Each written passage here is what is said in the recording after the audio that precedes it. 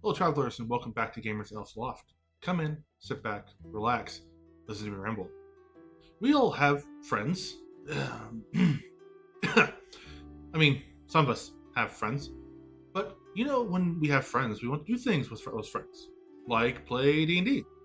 Usually, when you get a group together, they're close enough that you know what they are like. Right? Well, how would you like to be friends with someone, or once, for 25 years, they turn out to be completely different than what you originally thought? Well, today's story is about the player in a game with two friends who end up being a sociopath and an incel. Tighten your pauldrons, sit back, relax, listen to me ramble. This story comes from D&D Horror Stories from Juvie_Keep Writing. This campaign cost me two 25-year friendships when they revealed they are a sociopath and an incel. This is quite long, so I apologize ahead of time, and thank you for bearing with me. I had to leave out many details that are involved in a literal court case. Already pausing the video, I'm sorry. Excuse me? Like, actual court case, like they could go to jail, or you can go to jail? What happened? These D&D horror stories are more about the fallout than the game itself. I'm a fervor DM and an author by trade. I write all my own campaigns, often with homebrew experimental mechanics, and I've had a ton of success with them. Our group included myself and my two very long-term best friends and a couple others, all in person. We will call those ex-best friends Socio and Celio. In those 5 years, my mother died of cancer, my sister died of alcoholism, I was nearly killed by a virus in my brain, I was diagnosed with a degenerative genetic condition, and I tore ligaments in my hand and my knee, resulting in years of physical therapy and learning how to walk again. Holy crap. I can understand needing D&D and friends for that. Like, that's a lot of stuff, man. Hey, I remember when my mother died, and I didn't know how to deal with that for like weeks to almost a year. I'm still processing it now. It's been 3 years. I can only imagine how much that hurts. I'm sorry. Fast forward to the new campaign. Everyone is excited because I've been working on the story and my new homebrew experimental mechanics for a year. I'd shown them the progress, asked for their feedback, made adjustments, and genuinely put in hundreds of hours of work on it. The campaigns start, and I get the first red flag. I told my players, since many mechanics of this campaign are experimental, players can start with any spells, races, classes, or items that aren't in the PHB. Anyone who wants to use something outside the PHB needs to be clear it with me first, and then the whole of the group needs to approve it. This is when Socio makes his first move. Socio was the host and insisted that no one else could host, going so far as to hold all of my minis and materials hostage at his house. Since none of us had enough space at our homes, this meant the game would end for everyone if he quit. Session 0, he comes to the table and announces he's playing a centaur. I said, that's against our starting rules, and honestly, I'd rather you not play a character that can be defeated by a ladder.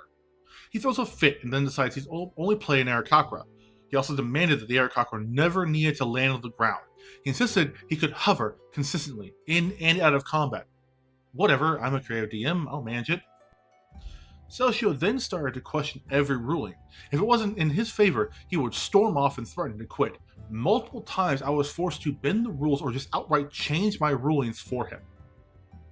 So yeah, I can understand Sociopath. Not only is he holding your shit hostage, he's also making it to where you guys can't go anywhere else but his place. And also, he wants to bend every single rule because you are forced to do this now. What the hell? Doing a quick cut to the video here and saying that most of the views are from non-subscribed people. It would really help me out as a creator in this space if you could leave a like and comment on my videos. If you like what you see, please consider subscribing. It really helps me out and shows me that people actually like my content. So if you could ring my subscription bell and smack that notification bell, you would know when my videos come up. It would also very greatly help me. Now, let's get back to the story. One by one, players decide this is too much and leave. Replace the players each time, but each time, Celcio demanded who we invite, picking people that he was able to manipulate.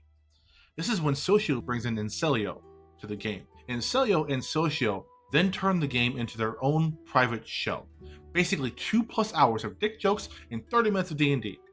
And Celio did nothing but play on his phone except for when it was his turn in combat.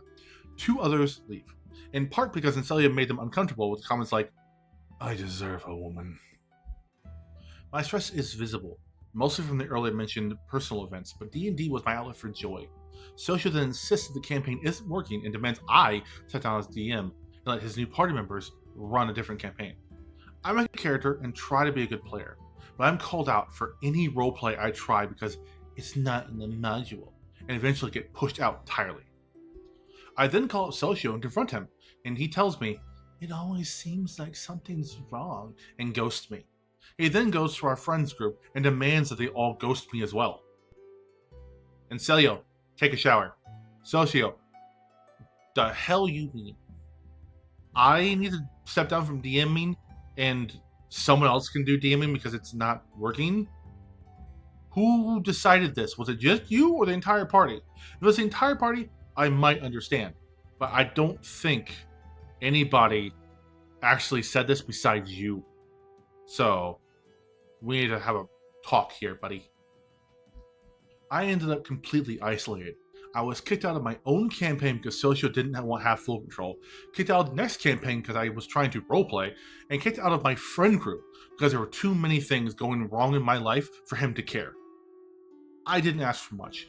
I told him that he could at least reply in my text with, "That sucks. Sorry, dude." And I'll be okay. That was too much for him.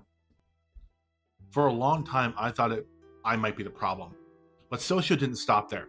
He made a new D&D groups on Discord by using a group chat I was still in, told everyone to exclude me. After years of forced isolation, I found out that Socio came out of the closet, is in a horrible divorce, and is fighting in court to get full custody of the kids. Side note, I am fully in support of LGBTQ. I support people that need to leave to be their true selves, just not how he did it. Then one day, I get calls and texts from Celcio on every platform, all within 20 minutes. I tell him I'm not comfortable meeting while the divorce is ongoing, so I meet after things are finalized. He comes to Starbucks, of course it's a frickin' Starbucks, and tells me he's sorry for how the D&D campaign turned out. I'm furious.